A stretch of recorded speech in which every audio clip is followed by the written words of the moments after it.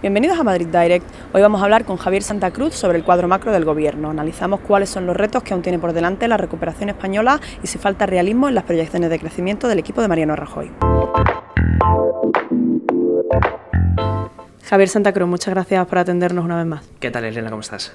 Vamos a hablar hoy sobre el cuadro macro del Gobierno, del que escribiste hace poco y decías que no es ni prudente ni realista. Ese cuadro macro prevé un crecimiento superior al 3% para este año para España. ¿Se producirá? Pues cada vez son más las cifras y los indicadores macro que nos avisan de que ese crecimiento no se pueda alcanzar, o al menos no se puede hacer con la holgura con la que los expertos en este momento pues esperan. Por varias razones, es decir, el cuadro macro no es prudente porque el gobierno ha pasado de hacer gala, y además lo hacía de una forma extensible a los medios de comunicación, a la opinión pública, de que siempre se quedaba y sistemáticamente se quedaba por debajo del consenso de los analistas a la hora de estimar el crecimiento económico, y efectivamente era así. El gobierno siempre estaba por la banda baja de las estimaciones de los analistas. Sin embargo, ha habido un salto de gigante, que es pasar de estar en la banda baja a estar no en la banda alta, sino muy por encima de esa banda alta. ¿Y por qué se produce esto? Se produce porque estamos en año electoral, y entonces en año electoral las expectativas, todo lo que uno pueda influir en las expectativas de los agentes económicos, pues hace que condicionen su voto. Y entonces, en este sentido, todas las medidas de política económica desplegadas en los últimos meses y las perspectivas que tenemos para los próximos tiempos hacen que se enfoquen los esfuerzos a una cuestión electoral y sobre todo a confundir el ritmo del ciclo económico con el del ciclo político. Entonces, esa confusión es la que nos hace en este momento dudar bastante de que el crecimiento de la economía española supere el 3% anual, y que además esa falta de realismo, que es la otra parte, veamos, la prudencia y por otro lado el realismo, pues el realismo no esté presente en esas cifras, porque, por ejemplo, más que en las cifras de crecimiento, sobre todo están en el cumplimiento de los objetivos de déficit, donde las cosas no van a ir probablemente peor de lo que espera el gobierno, y luego, por consiguiente, los niveles de deuda pública, donde se espera que en el 2016 se estabilice, cuando no hay fundamentos para pensar en eso.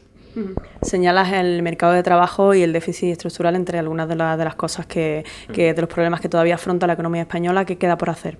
Quedan por hacer muchísimas cosas, es decir, obviamente lo que se hizo de forma urgente y ha tenido unos efectos positivos ha sido, por un lado, la reforma laboral y por otro lado la reforma del sistema financiero. Es decir, había que atajar, por un lado, el agujero de las cajas de ahorros, es decir, había que sanear el sistema financiero. Para eso se trajo dinero de Europa, es decir, España fue rescatada por una cuantía de 41.000 millones de euros para poder hacer frente al saneamiento del sistema bancario. Y luego, por otro lado, había que estabilizar el nivel de empleo, es decir, no se podía continuar con la sangría de parados que estábamos teniendo año tras año y mes tras mes. Entonces, de esa forma, en el año 2012 se tomaron medidas de urgencia. Esas medidas de urgencia han tenido éxito, es decir, han tenido consecuencias positivas, pero todavía faltan muchísimas cosas más. Y de hecho, esas cosas que faltan se están poco a poco desgranando conforme la legislatura se acaba. Por ejemplo, la cuestión de la financiación autonómica. Esa es una de los temas clave en los cuales las comunidades autónomas pues corren serio peligro de no cumplir los objetivos de déficit y, por tanto, de comprometer la credibilidad de España ante Bruselas, ante el resto de socios comunitarios, porque no se cumplan los objetivos previstos para el déficit público. Queda todavía atajar el problema de las pensiones, con una seguridad social que ya ha entrado en déficit, que ese déficit además es un déficit que tiene naturaleza permanente, es decir, lo vamos a ver durante varios años, y por supuesto otro tipo de cuestiones como la reforma de las administraciones públicas, donde se han hecho 2 o 3 cosas básicas, pero no se ha llegado mucho más allá, y sobre todo con una preocupación importante, que es que en este momento el aumento del gasto por motivos electorales, por cuestión política, pues va a hacer que comprometa todo el crecimiento de la economía española y sobre todo los incentivos a la hora de que se establezcan unas bases sólidas de crecimiento económico de aquí a los próximos años. Quería preguntarte por algunos sectores económicos. Para empezar, el sector inmobiliario y la construcción. Las SOCIMIs han reactivado un poquito la actividad en el mercado inmobiliario español, pero ha dejado de ser un lastre estos sectores para el crecimiento? Han dejado de ser un lastre y además, de hecho, son uno de los principales motores de crecimiento actual de la economía española. Es decir, la construcción, el sector inmobiliario, es un sector que, a pesar de haber sido una de las causas de los problemas económicos que hemos tenido, de la larga crisis económica desde el año 2007, sigue siendo uno de los sectores fundamentales en la economía española, sigue siendo la clave a la hora de poder entender el crecimiento en España. Por tanto, en el momento en el que se reactivara ese sector, se reactivaría toda la economía española, porque tiene un fuerte empuje laboral, es decir, la construcción es hoy por hoy el sector que más empleo puede absorber y que obviamente pues respalda las cifras de empleo que tenemos, de que ya hemos creado en torno de 550.000 ocupados más. Entonces, eso se explica porque el sector constructor tiene una enorme facilidad a la hora de absorber trabajadores. En el caso también del turismo, por supuesto, es decir, el sector turístico también tiene una gran capacidad de absorber empleo, son intensivos en empleo y no tanto en capital, y por tanto, pues las cifras de paro se pueden reducir de una forma más rápida. Entonces, ya sabíamos que en el momento en el que despegara el sector inmobiliario, despegaría toda la economía española. Y ahí hay varios actores importantes dentro, ya en una mezcla entre el sector real y el sector financiero. Entonces, en esa mezcla han emergido las SOCIMIs, han emergido unos fondos de inversión concretos que sobre todo, han comprado unos precios muy bajos y, por tanto, al comprar precios muy bajos, activos que son de calidad, pueden coger y pueden desarrollar un modelo de negocio sostenible al medio y largo plazo, y es lo que vamos a ver en los próximos tiempos. Durante la crisis se hablaba mucho del papel de las exportaciones como motor de la recuperación. Ahora que se recupera un poco la economía española, se notan esos cambios estructurales en el sector exterior español. ¿Cómo lo ves como motor de la recuperación?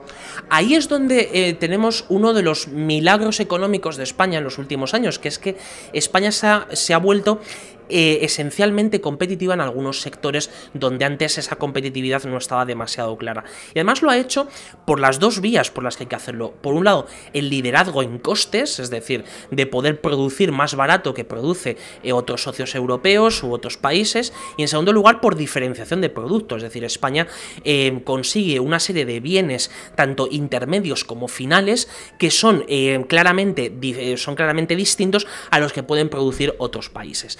Ahí en el sector exportador, que ya ha adquirido un peso equivalente a 32 puntos de PIB, es decir, ya estamos ya muy por encima de los 33.500 millones de euros, perdón, 335.000 millones de euros anuales. Eso lo que permite es que sea también otro de los motores de la economía española, pero ahí tenemos un problema que tiene dos caras. Es decir, por un lado, vemos las exportaciones, vemos cómo España puede lanzar bienes al exterior de una forma competitiva y que sus socios europeos, fundamentalmente el 65% de las exportaciones, se venden al resto de países de la zona euro. Sin embargo, tenemos el problema que es la otra cara de la moneda, que es que para poder exportar necesitamos importar a ritmos crecientes. Entonces, ahí surge uno de los problemas estructurales de la economía española que tampoco se ha atajado, que ha sido la persistencia del déficit por cuenta corriente. Es decir, España tiene que sistemáticamente importar más de lo que exporta para poder exportar más, es decir, para poder sostener su sector exterior necesita importar, y además esas importaciones las necesita también para consumir. Entonces, una muy buena parte de los bienes de consumo que tenemos en la economía española vienen del exterior. Entonces, ahí es donde tenemos todavía uno de los problemas estructurales de España que conviene atajar y conviene hacerlo ya. Es decir, no podemos perder tiempo en ello, y sin embargo no se han tomado las medidas adecuadas para acelerar ese proceso. Sí que es verdad que en un primer momento, cuando todavía no había subida de impuestos, cuando no se habían hecho las subidas de impuestos últimas del año 2012, el sector exterior se recuperó de una forma muy rápida. Sin embargo, a partir de esa subida de impuestos, el sector exterior le ha costado mucho más sobre todo poder desarrollarse, aunque vaya alcanzando máximos históricos. La velocidad a la que van creciendo las exportaciones prácticamente se estanca, y por tanto hay que vigilar hasta qué punto pues las exportaciones necesitan una nueva reforma de la estructura productiva para que puedan ser el más importante motor de la economía española, y sobre todo una atracción de innovación y de tecnología a algo tan necesario como es para la economía española. Ya para terminar, apuntabas el problema de la deuda. ¿Crees que se pondrá freno en este entorno monetario en el que España se sigue financiando gratis, ¿no?, en algunos plazos? Es muy complicado. no diría que imposible, pero es muy complicado, porque, claro, el cuadro macro del gobierno dice que en el año 2016 el nivel de deuda pública sobre PIB de España alcanzará su máximo en el 98,5%. Eso supone que el gobierno debería estar ahorrando ya, es decir, no en el 2016, sino ya, debería estar ahorrando en el entorno de 20.000 millones de euros.